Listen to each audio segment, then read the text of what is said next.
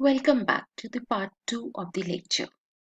We have already discussed about three fundamental rights: right to equality, right to liberty, and right against exploitation.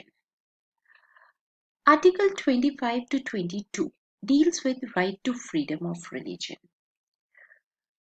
Religion as an important part of the life of people in India. It has always been, and it is very important to know that India, people following different religions live. India is a land of diversity. So, to have one particular religion was not possible, or the state to have a particular religion as an official religion was not a justiciable step by the government. This is the reason that the Indian constitution makers decided to declare India a secular country, a country which does not have any official religion. It gives due respect to all the religions, and people residing in India are free to profess, propagate any religion of their choice. And this is what has been established under Article 25 to 28. भारतीय संविधान के अनुच्छेद 25 से 28 के बीच में हमें धर्म की स्वतंत्रता मिलती है। धर्म की स्वतंत्रता से एक धर्मनिरपेक्ष राज्य की स्थापना होती है, जहां सभी को बिना किसी भेदभाव के यह स्वतंत्रता मिलती है कि वो अपने द्वारा चुना गया धर्म, जिसके बारे में उनकी अंतर आत्मा उन्हें आज्ञा देती हो, उस धर्म का पालन वो कर सकते हैं। वो अपने धर्म को मान सकते हैं, अपने धर्म से संबंधित क्रियाएं कर सकते हैं और अपने धर्म का प्रचार प्रसार भी कर सकते हैं। But this is very important to know that on the basis of public order, morality, and health, few restrictions can be imposed on this right. अगर बहुत ज्यादा लोगों के भले के लिए कुछ रिस्ट्रिक्शंस लगानी भी पड़े तो वो गलत नहीं होता, और यही चीज यहाँ भी लागू होती है कि अगर हमें मोरालिटी के कारण, हेल्थ के कारण या पब्लिक ऑर्डर के कारण इस अधिकार पर कुछ रिस्ट्रिक्शंस लगानी पड़े तो सरकार लगा सकती है। Article 29 and 30 actually is a step towards protecting the interest of the minorities. Article 29 and 30, they make an effort to conserve the language, culture, and script of the minorities. And it also makes an effort to prohibit any kind of discrimination against the minorities.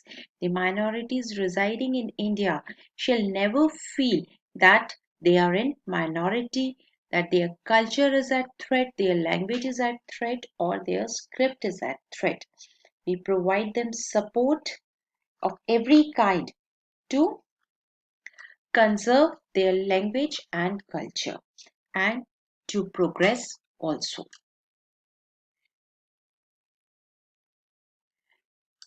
और अब हम पहुंचते हैं हमारी यात्रा के आखिरी पड़ाव पे, और ये है हमारा article 32, right to constitutional remedies.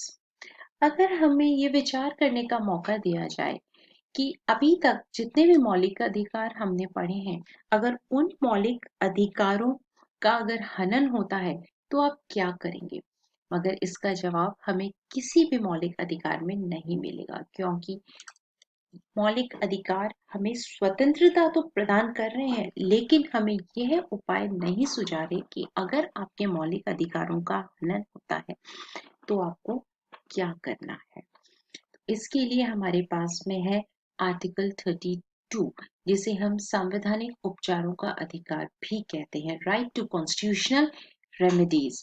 This right ensures that the citizens have a right to move to the Supreme Court to get their fundamental rights enforced.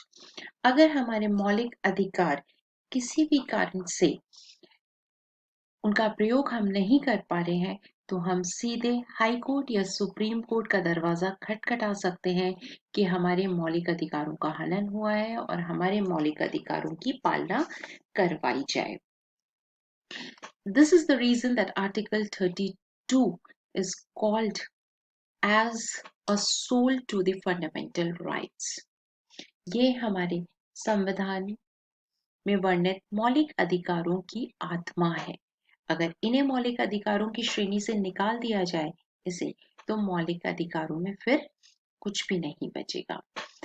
These The right to constitutional remedies protect our fundamental rights on through these 5 writs that have been provided to us by the judiciary. और संविधान में भी इनका वर्णन किया गया है।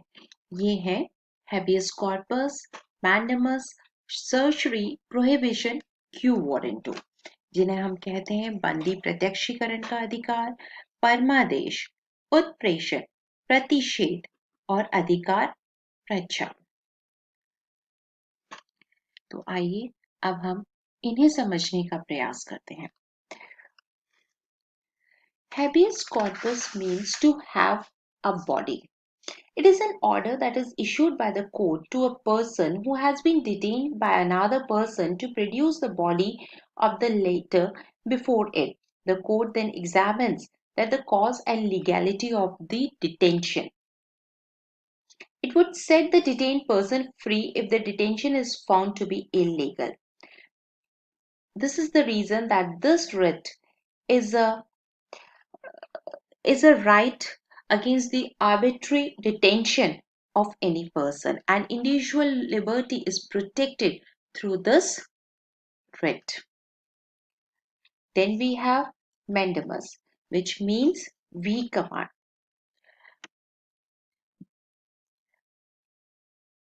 बंदी प्रत्यक्षीकरण के द्वारा हम किसी भी व्यक्ति को अगर ये अनुभव होता है कि उसे बेवजह बंदी बनाया गया है, तो न्यायालय ये आदेश दे सकती है, उस अधिकारी को ये आदेश देगी कि उस व्यक्ति को न्यायालय के समक्ष प्रस्तुत किया जाए, और अगर अदालत ये पाती है कि उस व्यक्ति को बिना किसी कारण के अरेस्ट किया गया है, तो वह उस व्यक्ति को रिहा करने का आदेश दे सकती है।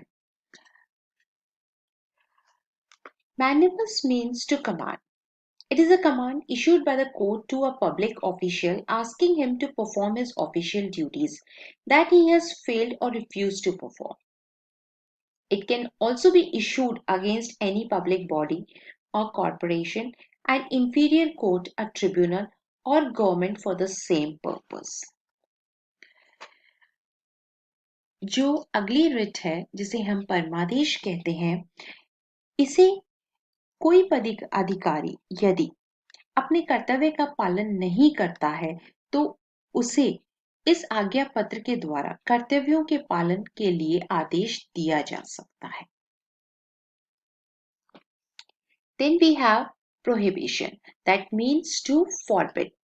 It is issued by a higher court to a lower court or tribunal to prevent the latter from exceeding its jurisdiction.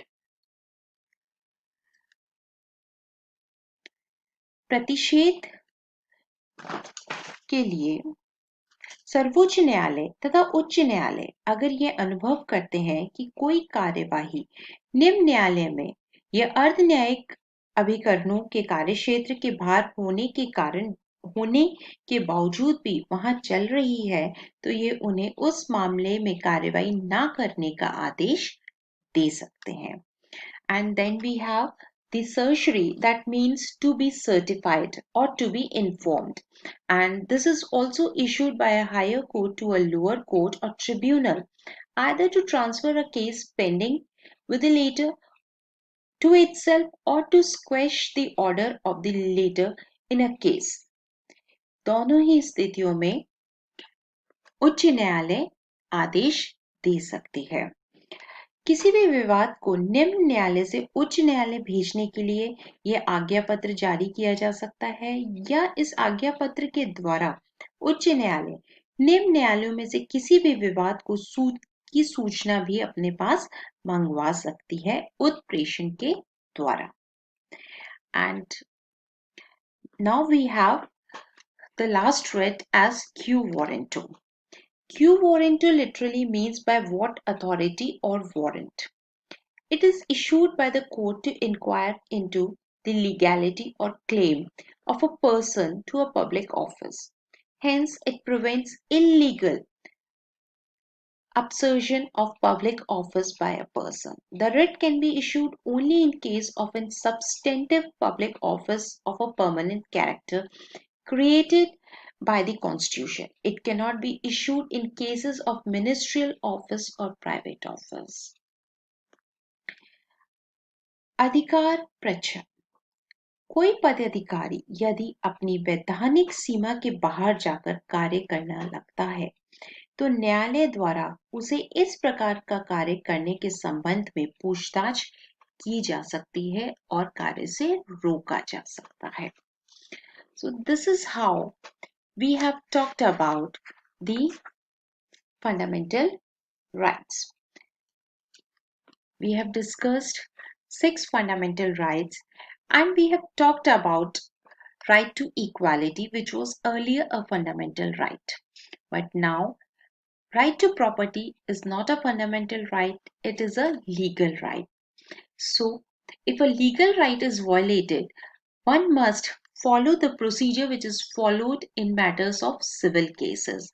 But in matters of violation of fundamental rights, according to Article 32, that is right to constitutional remedies, a person can approach to the High Court or Supreme Court directly to get the fundamental rights enforced. तो हमने देखा कि ये 6 मौलिक अधिकार जो हमें दिए गए हैं वो हमारी स्वतंत्रता को बनाए रखने के लिए हैं.